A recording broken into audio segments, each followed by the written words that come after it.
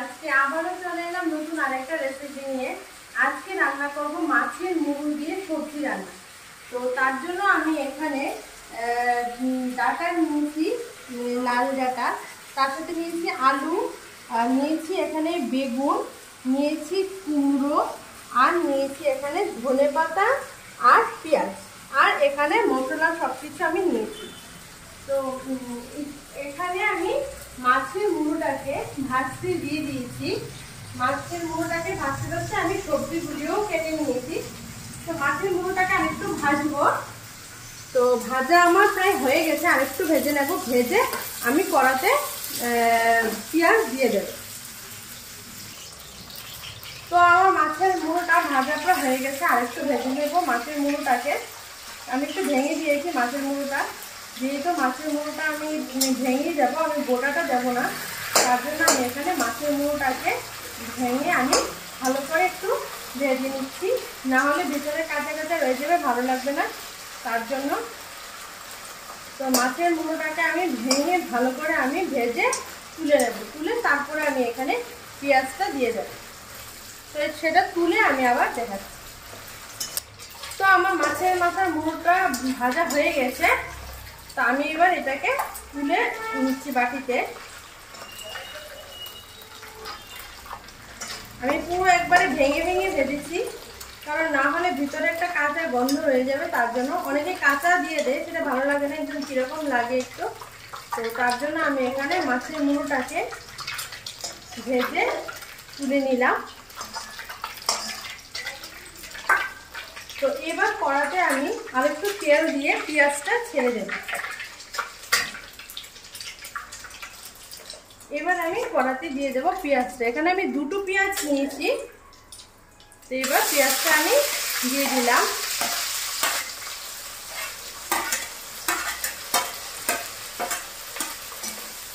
পেঁয়াজটাকে আমি ভেজে নেবো। পেঁয়াজটা ভাজা হলে তারপরে আবার দেখাবো। তো আমার এখানে পেঁয়াজটা ভাজা হয়ে গেছে। এবার আমি কড়াতে সামান্য পরিমাণে জল দিয়ে দেবো মশলাটা দেওয়ার জন্য। তো এখানে আমি অল্প পরিমাণে জল দিয়ে দিচ্ছি। এবার আমি একে একে মশলাগুলো দিয়ে দেবো।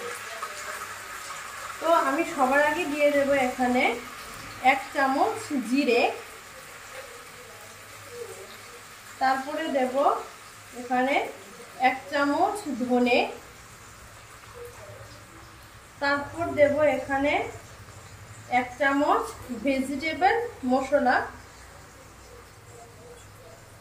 আর এখানে দেব 1 চামচ লঙ্কার গুঁড়ো, আর একটু দেব 1.5 চামচ, আর দেব এখানে হলদি গুঁড়ো।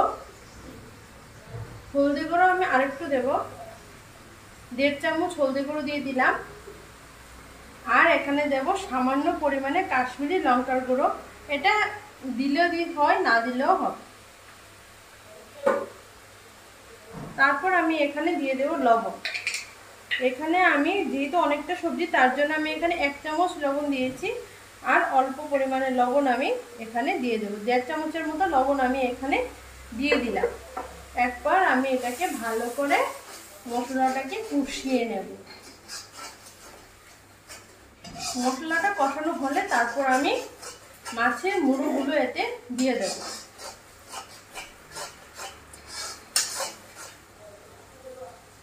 এবার আমি মাছের মুড়োগুলো আমি এখানে দিয়ে দিচ্ছি। এবার এটাকে আমি ভালো করে একটু কষিয়ে নেব মশলাটা। তারপর আমি একে একে সবজিগুলো দিয়ে দেব।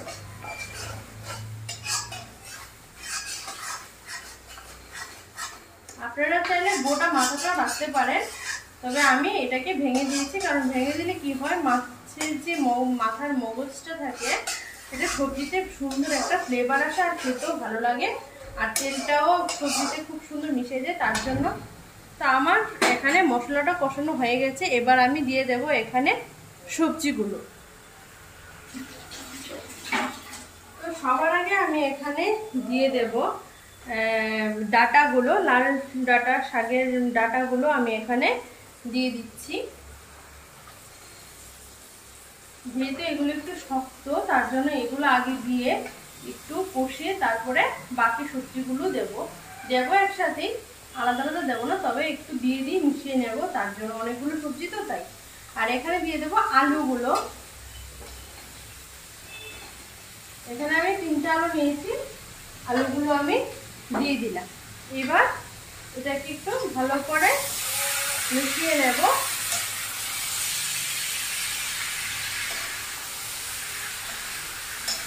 আলুগুলো আর ডাঁটাগুলোকে ভালো করে মশলার সাথে মিশিয়ে নিলাম। এবার আমি বাকি সবজিগুলো দিয়ে দেবো। কুমড়ো আর বেগুনটা আমি এখানে দিয়ে দেব।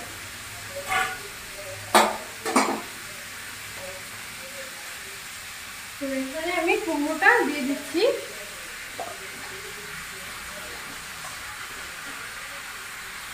কুমড়োটা আমি একটু বড় বড় করে কেটেছি, না হলে গলে যাবে তাই। আর বেগুনটা এবার দিয়ে দেব।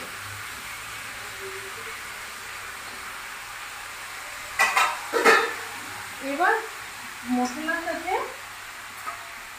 বেগুনটা কুমড়োটাকেও একটু মিশিয়ে দেব।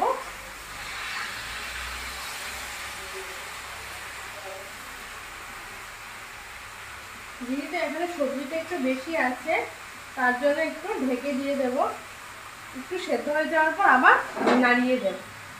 তো আমি এখানে একটু জল দিয়ে ঢেকে দেব।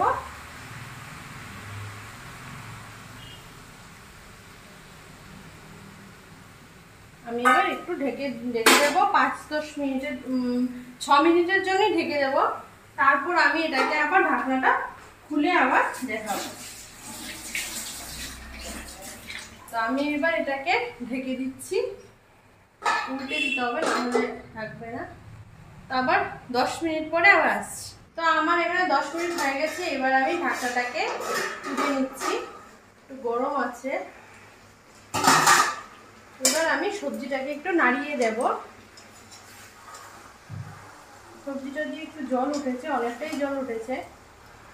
তো আমি এখানে এক্সট্রা জল আর এখানে দেব না, সেই জলেতেই সবজিটা একবারে ভালো করে সেদ্ধ হয়ে রান্না হয়ে যাবে। তা আমি একটু উপর নিচ করে নাড়িয়ে দিলাম। আর এখানে সবজিটা মোটামুটি সেদ্ধ হয়েছে, আর একটু সেদ্ধ হবে। একটু এইভাবে একটু আমি আবার উপর নিচ করে উল্টে দিয়ে দিলাম। এবার আমি আর এটাকে ঢাকবো না, এভাবে আমি একটু রেখে রেখে সেদ্ধ করব, না হলে কি হবে, অনেকটা জল ছাড়বে আর সবজিটা ঘেটে যাবে। তো তার জন্য আমি এখানে সবজিটাকে আর ঢাকবো না, এইভাবেই কিছুক্ষণ রেখে রেখে আমি রান্নাটা করব। তো সবজিটা দেখুন খুব সুন্দর একটা কালার এসছে, আর অনেকগুলো সবজি দিয়ে রান্না করেছি, তাতে অনেক সুন্দর একটা মিক্সিং কালার এসছে। আর মাছের মুড়ো দিয়ে এইভাবে সবজি রান্না করলে খুব ভালো লাগে খেতে। আপনারা এইভাবে একবার রান্না করে খেয়ে দেখবেন, খুব সুন্দর হয় খেতে। আর মাছের মুড়োটা আমি এখানে রুই মাছের মাথা নিয়েছি, আপনারা চাইলে কাতলা মাছ বা অন্য মাছের মাথা দিয়েও করতে পারেন। তবে এখানে রুই মাছের মাথা দিয়ে রান্নাটা করলে কি হবে, খেতেও ভালো লাগবে, আর রান্নাটা করলে সুন্দর একটা টেস্ট স্বাদও পাওয়া যাবে। তো আমি এখন এইভাবে কিছুক্ষণ থাক, আমি আবার একটু সেদ্ধ হওয়ার পর আবার দেখাচ্ছি। তো আমার এখানে সবজিটা একটু মোটামুটি সেদ্ধ হয়ে এসছে, আমি আবার আরেকটু নাড়িয়ে দেব, না হলে নিচে দিয়ে লেগে যাবে। এবার আমি সবজিটাতে স্বাদ অনুযায়ী একটু চিনি দেব, নাড়িয়ে দিলাম একটু। সবজিটা একটু দেখে নেব সেদ্ধ হয়েছে কিনা। কুমড়োটা আমি দেখে নিলাম পুরো সেদ্ধ হয়ে গেছে, আলুটা একটু দেখে নিই, পুরো সেদ্ধ হয়ে গেছে। এবার আমি এখানে একটু স্বাদ অনুযায়ী একটু চিনি দিয়ে দেব। এখানে আমি সামান্য পরিমাণেই দেব চিনি, 1 চামচের মতো আমি এখানে চিনি দেব। 1 চামচ না, 1/2 চামচ চিনি আমি এখানে ছড়িয়ে দেব স্বাদ অনুযায়ী। এবার আমি এখানে সবজিটাকে আবার মিশিয়ে নেব।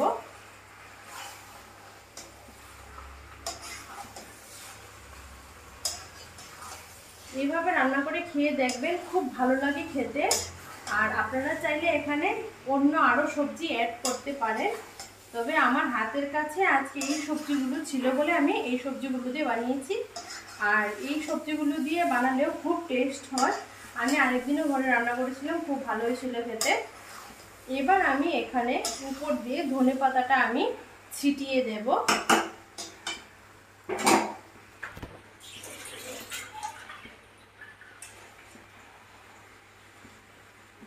ধনেপাতাটা দিয়ে দিলাম। এবার আমি আরেকটু মিশিয়ে সেদ্ধ হতে দেব। যেহেতু ধনেপাতাটা দিয়েছি তাই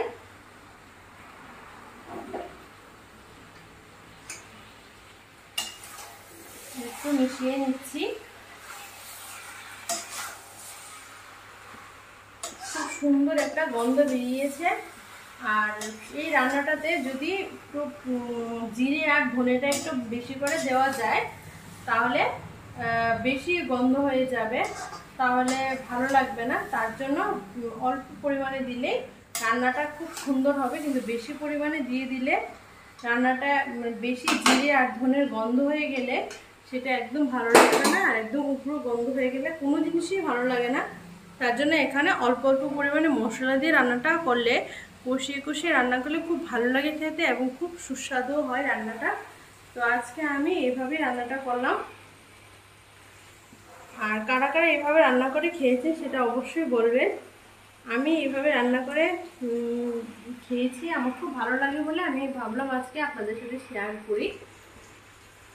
আমার রান্নাটা প্রায় মোটামুটি সেদ্ধ হয়ে গেছে। কুমড়ো, আলু, বেগুন সবই সেদ্ধ হয়ে গেছে, আর জলটাও পুরো শুকিয়ে গেছে। এতে বেশি জল থাকবে না, একদম পুরো আমাদের যেরকম ছেঁচড়া বলুন বা পাঁচ মিশালি বলুন, যেরকমভাবে রান্না করি একদম শুকনো শুকনো, ঠিক ওইরকমভাবেই রান্নাটা করেছি। এতে বেশি ঝোল থাকবে না, ঝোল রাখবো না। তো আজকে এই পর্যন্তই আমার রান্নাটা কমপ্লিট হয়ে গেছে। আবারও দেখা হচ্ছে নতুন আরেকটা রেসিপি নিয়ে। তো আজকের জন্য টাটা।